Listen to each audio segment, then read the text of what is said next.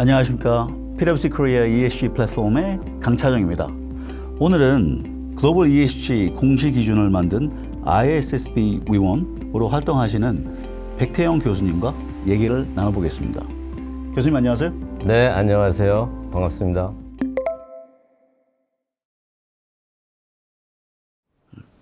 교수님, 금년 내에 금융위에서 ESG 공시 의무화 로드맵을 발표할 예정인데 실은 이 내용은 2021년에 발표한 내용입니다. 그 당시에는 그게 특별한 관심이 없고 걱정을 많이 안 한 것 같은데 최근에 들어와서는 기업들이 실제 이 컨선을 보이스를 많이 내고 있어요. 특히 CFO 라인에서는 이거를 연기해달라, 우리 준비 안 됐다, 이런 보이스를 많이 내고 있기 시작해서 실은 CEO, C-suite 레벨에서 관심을 많이 가지고 있습니다. 이런 관심을 가진 거는 좋은 현상이라고 보고 이런 컨선을 많이 보이스업을 하고 있는데 교수님께서는 우리 C-suite 레벨 시장에서 많이 만나실 거니까 혹시 여기서 들으신 내용이 어떤지 한번 말씀해 주실 수 있을까요? 예, CFO님들은 걱정이 많으십니다. 왜냐하면 기존의 재무제표 공시에 더해서 ESG 관련 공시가 의무화되면 이것이 사업보고서에 포함이 되면서 이 재무부서가 담당을 해야 되는데 이 회계와 달리 ESG 공시 내용은 오랫동안 정착이 된 내용이 아니고 또 미래지향적 정보를 많이 요구하기 때문에 당연히 여러 가지 우려가 많으십니다. 그렇지만 지금 요구하는 ESG 정보는 이것이 단순한 성과나 사회공헌 활동 같은 정보가 아니고 기업이 이런 ESG 위험에 대해서 또는 기회에 대해서 어떻게 전략적인 접근을 하느냐 또는 위험관리 차원에서 어떻게 준비하느냐에 대한 문제이기 때문에 도리어 위험관리를 담당하신 임원님들이나 또는 전략이나 기획을 담당한 임원님들은 그런 관점에서의 공시의 어떤 중요성은 인식을 하고 계시고 있습니다.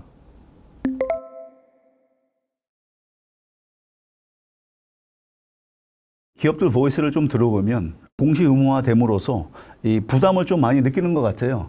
그래서 실질적으로 이렇게 개별 자회사 단위까지 이런 공시를 해야 돼서 우리도 뭐 1년 연장하는 거는 뭐 바람직하지 않을까 이렇게 생각을 하고 있습니다. 또 추가적으로 우리가 이제 많은 이제 CEO 레벨 중에서도 CEO님들이 말씀하시는 내용이 ESG가 우리 비즈니스 임팩트가 뭐가 있는지 굳이 꼭 ESG 관련된 공시를 해야 되는 건지 이런 퀘스천을 아직도 많이 가지고 계시는 CEO님께서 계십니다. 이런 관련돼서는 어떻게 생각하시는지요?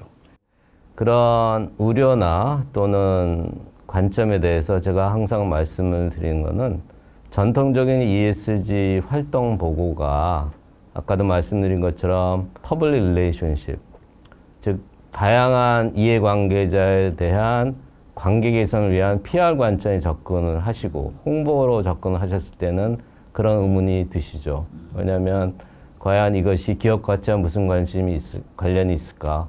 기업의 어떤 재무적 성과나 또는 앞으로의 성장에 어떤 영향이 있을까에 대해서 그 중요성을 인식하기가 어려운 게 사실이었습니다. 그런데 지금 저의 움직임은 또 CFO님들이 관심을 갖게 된 이유는 사실은 ES 관련 이슈에 대해서 예를 들면 기후변화 위기라든가 이런 것들이 기업에 어떤 피해를 줄 수 있느냐라는 위험관리 차원에서 변하기 때문에 어차피 기업은 운영 위험을 관리를 해야 되는 거고 그것이 기업의 생존에 또는 또 성장의 기회도 될 수 있는 그런 이슈이기 때문에 그런 의미에서 이런 ESG 위험관리 경영, 사회공헌 경영이 아니라 관점에서의 경영의 변화, 그에 따른 공시 관점으로 이해하시면 이것이 기업 경영의 본질이다라는 이해를 하실 수 있을 것 같습니다.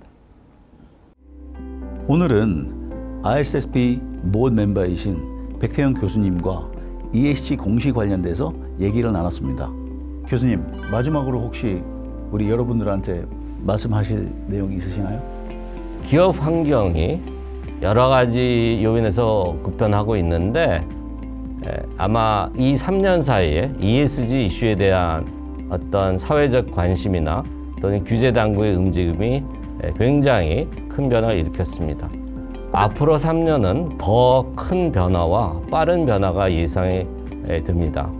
그래서 제가 부탁드리고 싶은 것은 우리 기업이 또 한국 경제가 잘 되기 위해서는 이 중요한 이슈에 대해서 기업이 전략적으로 빠르게 준비하시고 대응하는 것이 여러분의 기업과 또 한국 경제에 굉장히 중요한 어떤 이슈가 될 것이고 중요한 시점이다라는 것을 다시 한번 강조하고 싶습니다.